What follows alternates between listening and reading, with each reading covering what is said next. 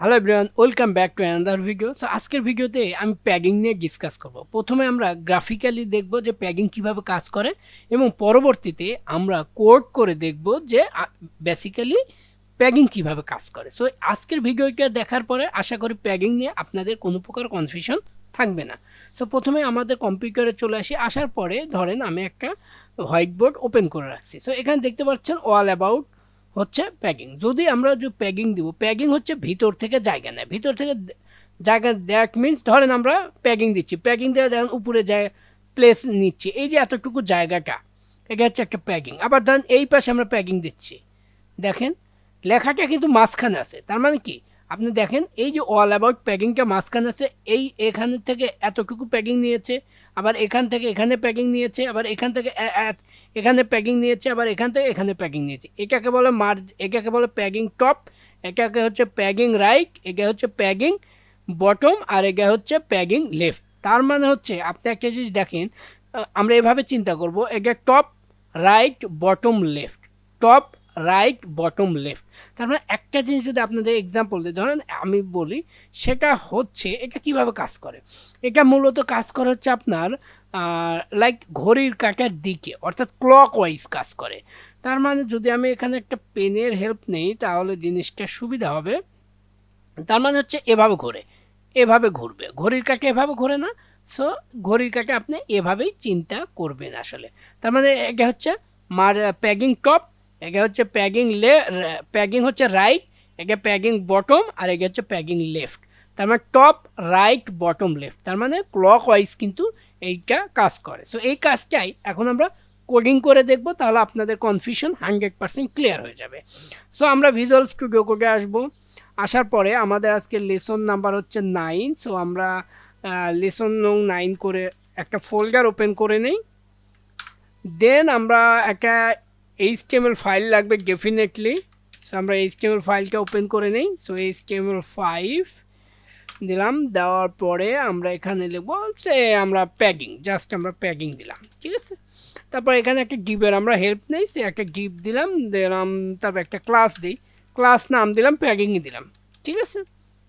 তারপরে এখানে লিখলাম হচ্ছে H1 দিলাম, সে ওয়াল ওয়াল অ্যাবাউট প্যাকিং, কন্ট্রোল এস দিয়ে সেভ দিলাম। এখন এই কোডটা আমরা ব্রাউজার রান করব। সো রান করলে হবে না, সে এটা আসবে। সো আমরা কী করবো, ব্রাউজার আপনি জাস্ট এখানে যাবেন, তারপর লোকাল হোস্ট, তারপর কোলন দিবেন, তারপরে হচ্ছে 5500 দিয়ে এন্টার প্রেস করলে আপনার কোডটা চলে আসবে, যে আমরা 9-এ কোডটা অল অ্যাবাউট প্যাকিং, ঠিক আছে।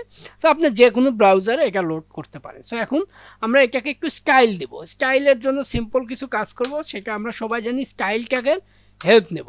এই জন্য আমরা দেব ডট প্যাকিং, ধরেন আমরা ডট প্যাকিং নিলাম, বা H1কে সিলেক্ট করি একদম, ঠিক আছে। সো দিলাম হচ্ছে ব্যাকগ্রাউন্ড কালার, সে দিলাম হচ্ছে গ্রিন, বা যে কোনো আপনি দিতে পারেন, আমরা গ্রে দিলাম, কন্ট্রোল এস দিয়ে সেভ দেই। তারপর ব্রাউজারে যাই, দেখেন এই অবস্থা চলে আসবে। তো লেখাটাকে আমরা মাঝখানে নিয়ে আসি, এটা একদম সিম্পল, এটা কিন্তু আমরা সবাই জানি। সো টেক্সট অ্যালাইন সেন্টার, ব্রাউজারে যাই, দেখেন ব্রাউজার গেলে এরকম অ্যালাইন সেন্টার। এখন আমরা চাচ্ছি প্যাকিং টপ দেব। এখন দেখেন কি অবস্থায় আছে, এখন যদি আমরা প্যাকিং টপ দিই তাহলে কী পরিবর্তনটা আসে। সো আমরা এখানে দেব হচ্ছে প্যাকিং দিব টপ, দিলাম হচ্ছে 40 পিক্সেল, কন্ট্রোল এস দিয়ে সেভ দিলাম। তারপর ব্রাউজারে যাই, দেখেন প্যাকিং টপ দিলাম। তার মানে কি লেখাটা সেম জায়গায় আছে, বাট ভিতর থেকে কিন্তু লেখা জায়গা নিচ্ছে, এখান থেকে লেখাটা নিচে চলে আসলো, মানে একটু 50 পিক্সেল নিচে চলে আসলো। এখন চাচ্ছি আমরা সে এই জায়গা থেকে নিবে, যে মার্জিন বটম থেকে নিবে, ঠিক আছে। আমরা দিই হচ্ছে প্যাকিং বটম থেকে নিবে, প্যাকিং বটম দিলাম হচ্ছে ধরেন 40 পিক্সেল, ঠিক আছে। তারপর ব্রাউজারে যাই, দেখেন উপরে থেকে নিল 40 পিক্সেল, তারপর হচ্ছে নিচ থেকে নিলে হচ্ছে 40 পিক্সেল। এখন আমরা চাচ্ছি রাইট থেকেও 40 পিক্সেল নিবে।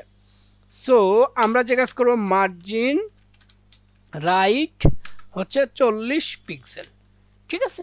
হয়তো আপনি এখানে দেখতে পাবেন না, সেটাও দেখায় দেবো। এটা মার্জিন রাইট থেকে কিন্তু 40 পিক্সেল নিছি, মার্জিন না, সরি এখানে প্যাকিং হবে, সরি এখানে হচ্ছে প্যাকিং রাইট হবে, প্যাকিং রাইট। তারপর কন্ট্রোল এস দিয়ে সেভ দিলাম, তারপর ব্রাউজারে যায় এই অবস্থায়, মানে রাইট থেকে কিন্তু জায়গা নিছে। তারপরে দিব প্যাগিং হচ্ছে লেফট, প্যাগিং দিব লেফট 40 পিক্সেল, কন্ট্রোল এস দিয়ে সেভ দিলাম। তো ব্রাউজারে দেয় এই অবস্থা আসবে, তার মানে টপ থেকেও পেয়েছে, তারপর বটম থেকে পেয়েছে, রাইট থেকে পেয়েছে এবং লেফট থেকেও পেয়েছে। এখন হয়তো আমরা এখানে দেখতে পাচ্ছি শুধু টপ এবং বটম থেকে পেয়েছে, বাট এইখানে যে মাউসের রাইট বাটন ক্লিক করে আপনি ইন্সপেক্টে যান, ইন্সপেক্টে যাওয়ার পরে এইসনের উপর রাখেন, তাহলে আপনি একটা দেখতে পারবেন যে অল অ্যাবাউট সেকশনটা দেখবেন যে একটা গ্রে কালার করা আছে, আর এইটার চারপাশে একটা কালার দেখতে পারবেন, এটাই হচ্ছে প্যাগিং। দেখতে পাচ্ছেন এটা একটা প্যাগিং পেয়েছে, ঠিক আছে, ইয়েলো কালারটা বাদে আর কি, এদের গ্রিন কালারের মতো আছে যে চারপাশে, সেটাই হচ্ছে কি প্যাগিং। এটা হচ্ছে রাইট উপরে 40 পিক্সেল, নিচে 40 পিক্সেল, তারপর রাইটে হচ্ছে 40 পিক্সেল এবং লেফটে 40 পিক্সেল, ঠিক আছে।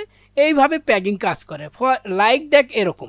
এটা হচ্ছে প্যাগিং টপ, প্যাগিং রাইট, প্যাগিং বটম, প্যাগিং লেফট, ঠিক আছে। তো চাইলে এখন আমরা একটা কাজ করতে পারি, এই কাজটাকে আমরা সহজভাবে লিখতে পারি।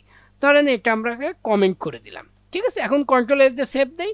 এখন যদি ব্রাউজারে যাই দেখেন আগের অবস্থা চলে গেছে।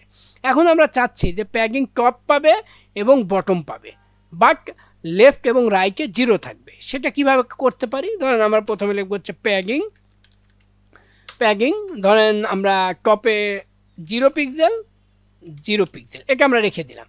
এটা হচ্ছে টপ আর বটম, আর এটাকে বোঝায় লেফট রাইট লেফট। তাহলে টপ আর বটম যদি আমরা ধরেন যে 30 পিক্সেল দিলাম, 30 পিক্সেল দিলাম, তারপর ব্রাউজারে যায়, তাহলে উপরে এবং নিচে 30 পিক্সেল পেয়েছে। এই দেখেন এখানে কার্সর রাখি, দেখেন একটা গ্রিন কালার আছে, সিলেকশন আলাদা গ্রে কালার, আর তার বাদ বাই হচ্ছে গ্রিন কালার, ঠিক আছে। আর ইয়েলো কালারটা ওটা মার্জিন, ওটা টপিক্স না।